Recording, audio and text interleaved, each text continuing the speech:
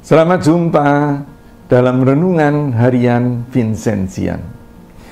Saudara-saudari yang terkasih, hari ini Sabda Tuhan khususnya Injil mau mengajak kita untuk menyadari bahwa sebenarnya kebenaran itu, hakikat atau kodrat dari kebenaran itu seringkali sebetulnya kita ketahui, tapi seringkali kita menawar. Kita tidak melakukan sesuatu sesuai dengan kodratnya, tetapi kita tawar. Seringkali dengan alasan, ya, saya kan masih manusia. Dan hal itu terutama dalam Injil mengenai perkawinan. Saudara-saudara, saya yakin sebetulnya kalau kita sungguh jujur terhadap nurani kita, apalagi itu juga didukung oleh sabda Tuhan sendiri, kita tahu bahwa pada kodratnya perkawinan itu tidak terceraikan. Nah, seringkali dengan alasan ya tradisi atau apa ya, kita juga menawar. Ya, begitu juga dengan orang Yahudi pada waktu itu. Loh, kan Musa menyuruh kita untuk memberikan surat cerai pada istri kita. Lalu Yesus langsung ya menegur, karena ketegaran hatimu lah maka Musa memberikan izin itu. Namun pada hakikatnya bukan demikian.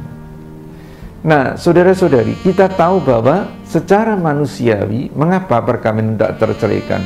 Ada banyak sekali alasan.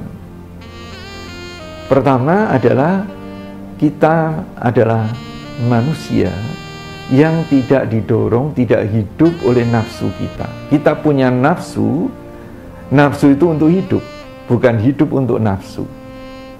Nah, hidup kita itu dibimbing oleh Tuhan, terutama lewat nurani kita.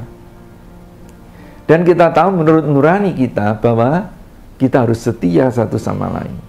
Kedua, mengapa kita harus setia? Karena dengan hidup berkeluarga, kita tidak mencari kesenangan kita.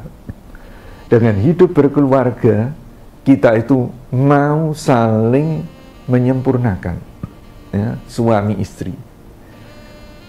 Nah, mau saling menyempurnakan ini dasarnya adalah sadar bahwa saya tidak sempurna, saya ini lemah. Masing-masing mempunyai kelemahan, tapi kalau mau saling mendukung, suami istri dapat saling melengkapi. Untuk bisa saling melengkapi, sekali lagi orang harus menyadari kelemahannya, kecenderungannya yang lemah, yang ya kekurangan-kekurangan. Supaya apa? Supaya ia juga mau menerima kelemahan dan ketidaksempurnaan pasangannya.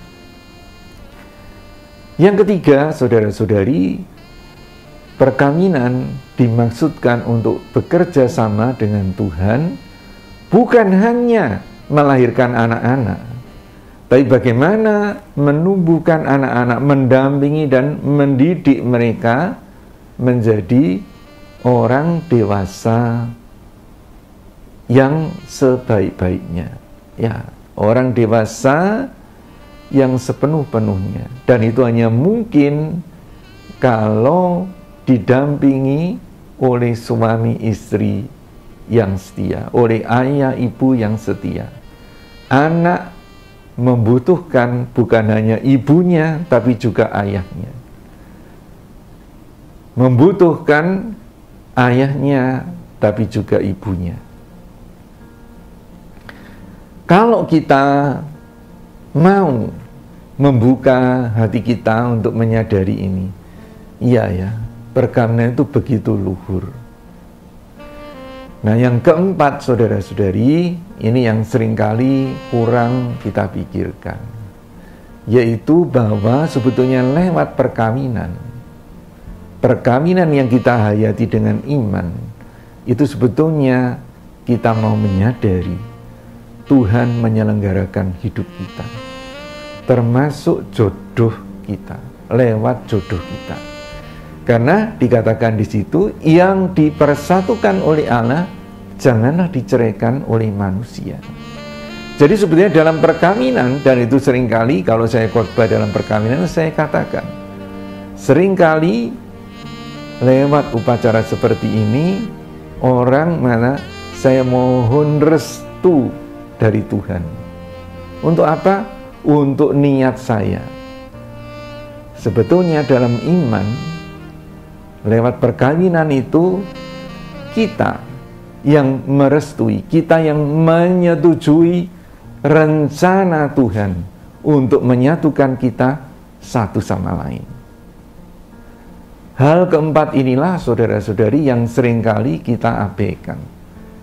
Lewat perkawinan, Tuhan menyelenggarakan kita.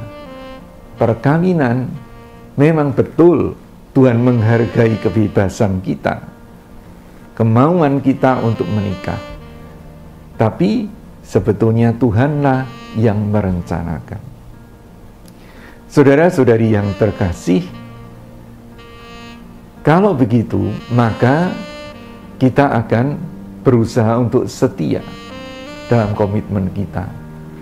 Sebetulnya bukan hanya dalam perkawinan, dalam segala sesuatu apa yang benar, kita harus berkomitmen untuk melaksanakan dan menghayati sampai tuntas. Dalam surat pertama, Rasul Yakobus mengingatkan supaya kita bertekun walau kita menderita. Penderitaan bukan alasan bagi kita untuk lari. Kalau kita menyadari penyertaan Tuhan, termasuk juga dalam perkawinan kita akan setia. Dan yang kedua, saudara-saudara, Rasul Yakobus juga mengatakan supaya kita setia, sebetulnya bukan hanya pada pasangan, tapi pada Tuhan. Kita harus belajar hidup jujur. Kalau iya, katakanlah iya. Kalau tidak, katakanlah tidak. Seringkali hidup perkawinan, juga hidup persahabatan, pergaulan dengan orang, mulai rusak ketika kita tidak lagi jujur. Saudara-saudari yang terkasih, mari kita setia pada kebenaran yang sebetulnya dapat kita ketahui lewat kitab suci, lewat nurani kita. Supaya dengan setia pada kebenaran itu, kita juga setia pada rencana keselamatan Tuhan bagi kita, dan lewat kita juga bagi sesama kita. Tuhan memberkati kita. Amin.